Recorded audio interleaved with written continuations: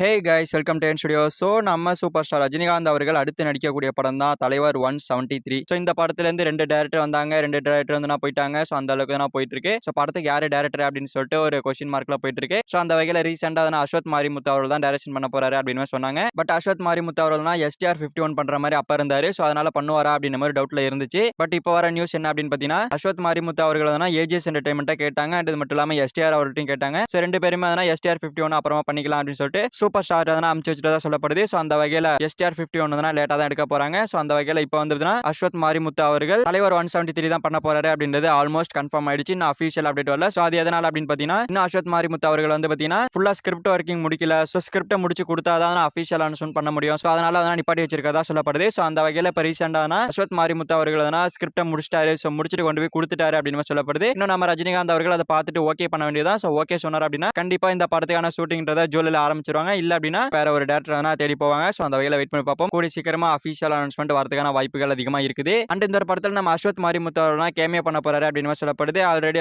டிராகன்ல எல்லாம் cameo பண்ணியிருந்தாலே. So அதே மாதிரி இந்த ஒரு படத்துல ஒரு கேமியோ பண்ண போறாரு அப்படின்னு சொல்லப்படுது. அது ஒரு கேரக்டரா வருவாரா இல்ல ஒரு கேமியோவான்னு இன்னும் தெரியல எனக்கு அபிஷியலா. சோ அந்த வகையில ஒரு சின்ன ரோல்ல வந்துட்டு போவாரு அப்படின்னு சொல்லப்படுது. சோ பாப்போம் எப்படி வர போறாரு அப்படின்னு சொல்லிட்டு சூப்பர் ஸ்டார் ரஜினிகாந்த் அவர்களை வச்சு எப்படி எடுக்கிறாரு அப்படின்றதையும் பொறுத்து வந்து பார்ப்போம். சோ ஆல்ரெடி இந்த படம் அடுத்த வருஷம் பொங்கலுக்கு வந்துடும் அப்படின்னு மாதிரி அபிஷியலா சொல்லியிருந்தாங்க. பட் ஷூட்டிங் ஜூலைல தான் ஆரம்பிக்கிறாங்க. சோ அதனால கண்டிப்பா இந்த படம் அடுத்த வருஷம் பொங்கலுக்கு வர வாய்ப்புகள் கிடையாது. சோ அதனால கண்டிப்பா அடுத்த வருஷம் சம்மருக்கு ஏப்ரல் 10ஆம் தேதி தமிழ் புத்தாண்டு முன்னிட்டு கூட இந்த படம் ரிலீஸ் ஆகலாம். சோ அந்த வகையில ரஜினிகாந்த் ஃபேன்ஸ்க்கு எல்லாம் ஒரு செம்ம ட்ரீட் இருக்குது.